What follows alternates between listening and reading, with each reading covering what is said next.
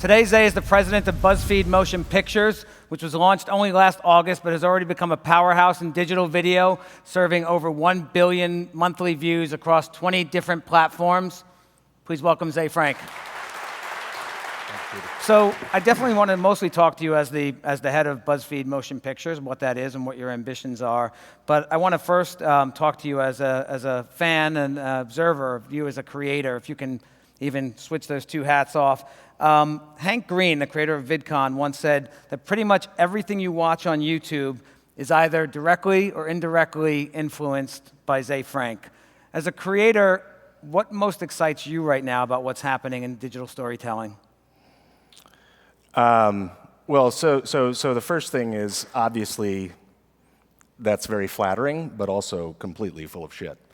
That's not. I didn't influence the web at that level. Hank is sort of brilliant.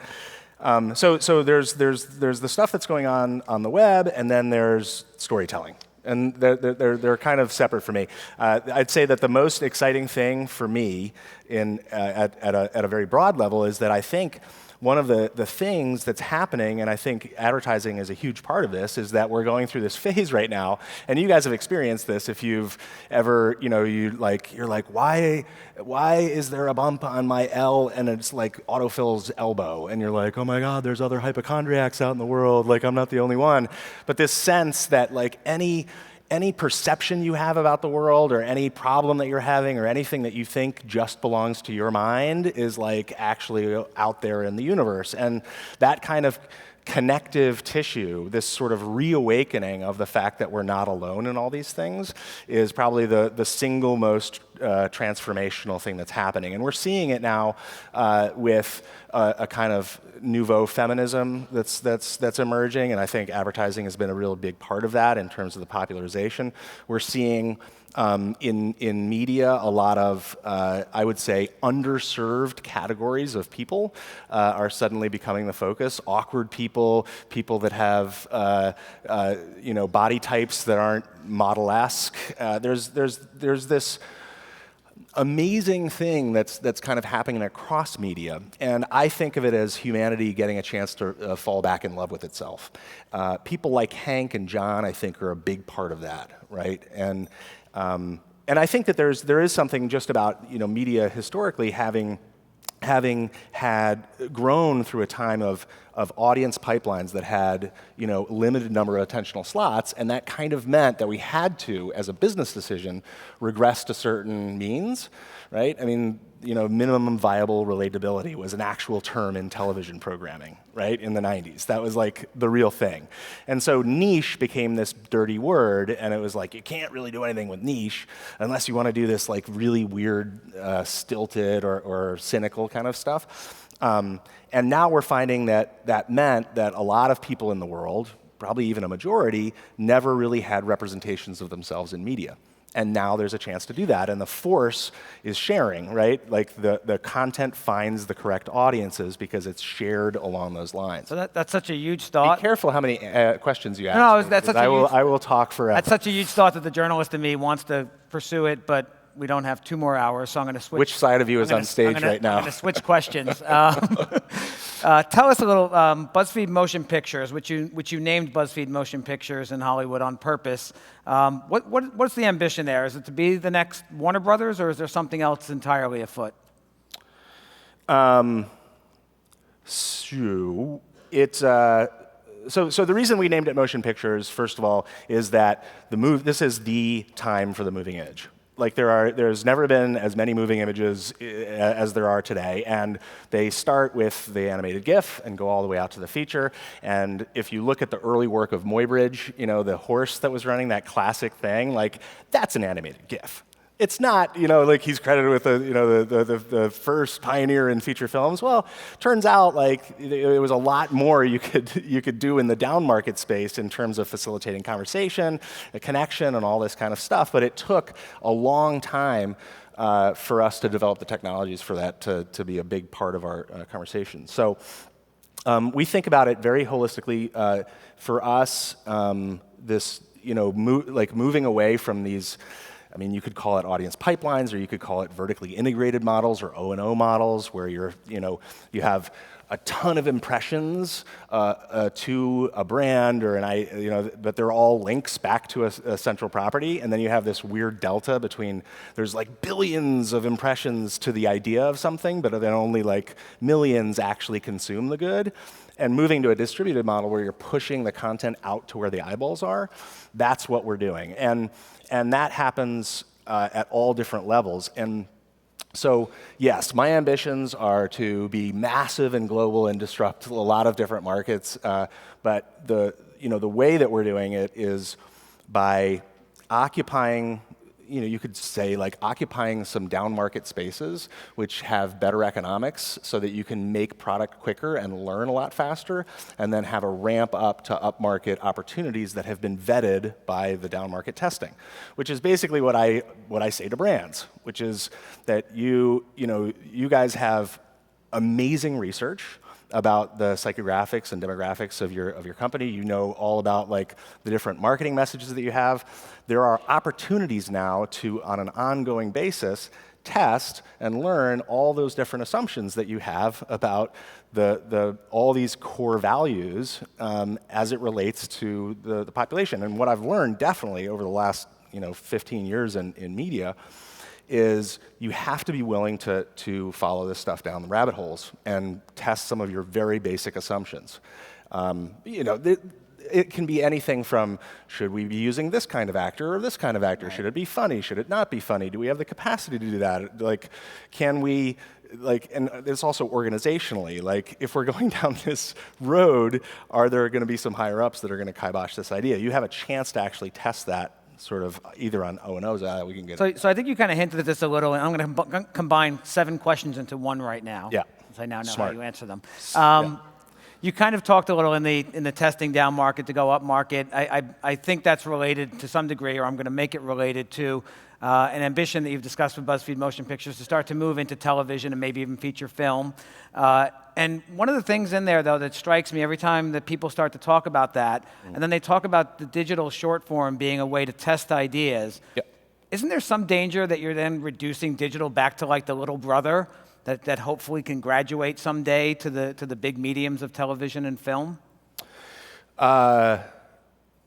Yes, I mean, that danger always exists. It's the degree to which you're. So I fundamentally think of them as parallel and both incredibly valuable. I feel like in this room, as hot as it is, I'm allowed to like blab crazy shit. You can just think that I'm like, having a slight hallucination right now because I'm dehydrated.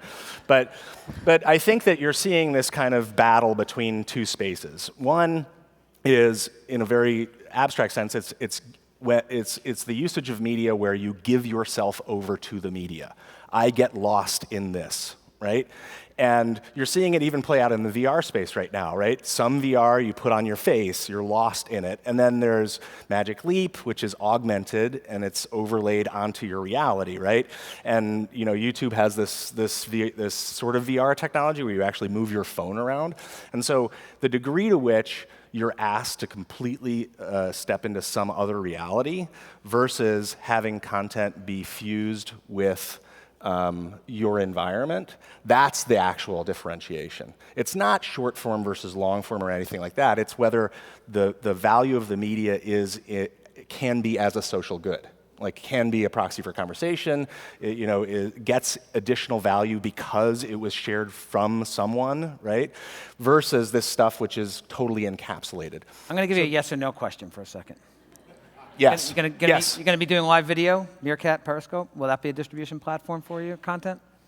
So we have some live stuff. Yes We do. Yes. Yes. Yes. Okay. Good. Sure. Let me raise a statistic that I think this is a heavily marketer-filled audience, and something I think would be really interesting for brands to hear is of the 1 billion or so video views that you guys are doing now. Only 5%, I believe, of those views are coming from BuzzFeed.com. That's right. What does that mean for the future of destination sites and the idea of people coming to you? Is that going to be dead at some point soon? No.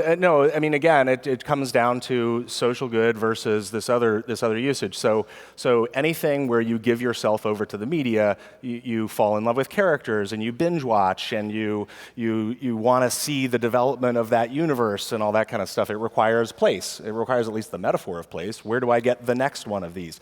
The other usage, it's more important who it came from. And so like the number 2 of it doesn't matter until it comes again from another person. And you can, so I don't think that it goes away. However, I do think Jonah talks a lot about this transition from a vertically integrated stack to a distributed kind of model overall.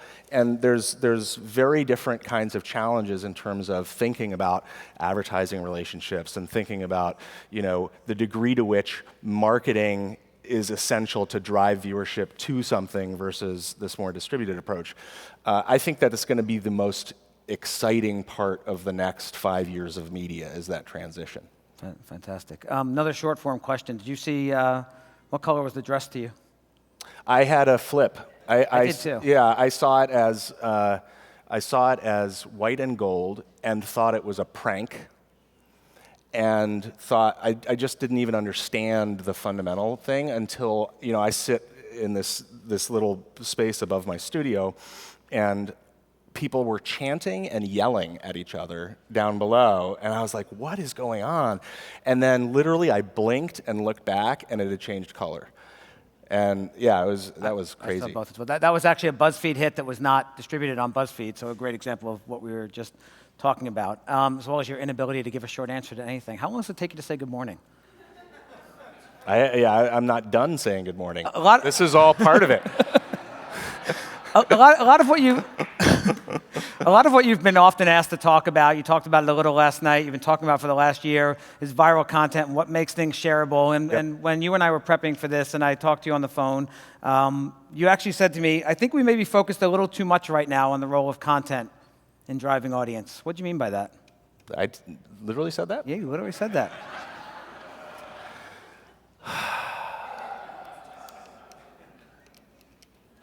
Why would I say that? Talking about impact and then focus and reach. Oh yeah, so I got you. I swear you said this. Yeah, no, right. I actually think that I might have said the word. Okay, yeah, I'm not going to argue. I wrote it down. Okay. So yes, I think that ultimately we're talking. What we're all interested in this room is reach times impact, right? So whether it be the marketing message that you have, and then how many people see it, versus like in journalism, Ben Smith's team, it's like incredibly impactful stuff is very specific. If you want to like put someone in jail because they've been doing something terrible for a long time, like it's a very specific story, and it might not get massive reach, right? And so sharing is like an awesome metric because it combines endorsement with the mode of distribution, but it's only one kind of measurement of impact. And we're all, I think that we're over-indexed on thinking and measuring reach, thinking about and measuring reach, and we're under-indexed on understanding impact. And you guys know this because you're constantly looking for better measurement. Now, the way that we move forward on that is we need to have partnerships between media companies and advertisers towards deciding what measurements we want and then moving the needle in that direction, because most of them take scale. They take scale and coordination with retailers, they take scale and coordination with different kinds of data sets, all that sort of thing. So I think that's kind of what I meant, was that it's more about reach and impact. I'm guessing, I don't know what I was saying at that point. I was just invited to this like 3 days ago, so I don't, So if we're talking about what makes things go viral last year, and we're talking about reach and impact right now. What are we going to be talking about a year from now? Was it somebody from Maker? No, it was not somebody. She's right there. Hey, Aaron. How are you? What are we going to be talking about next year if you're up here? If it's shareability this year, it's impact. Shareability last year, impact this year. Character. We invite you back next year, which is questionable at this point. Yeah, it should be. What are we going to be talking about? I'll dress different, I'll tell you that. I come out here in a little tank top and little skinny shorts. and you'll have figured out the air conditioning by then. It'll be embarrassing. I don't know what we're going to talk about. I'll tell you one thing that I'm really jazzed on right now, which is character universes. It's basically like the notion that there's a way of doing development on the editorial side and even in the branded universes where you start with this kind of distributed strategy where you have lots of different characters that can work in scripted and unscripted. There's precedent in it in French television with a show called Peps and Neighbors and things like that. And you use short form to start identifying people that seem to resonate with audiences, that work with each other, and you can ramp those up into these tentpole moments, but then have a feedback loop down. I think it's super exciting, and it's very obvious. It's the basis of what the Mickey Mouse Club was, and we're leaning into it heavily. I hope to be able to come back and share with you some awesome story about that sort of test and learn approach. Thank you so much for thanks being a lot. with us here today. Appreciate it. Thank you. Jay.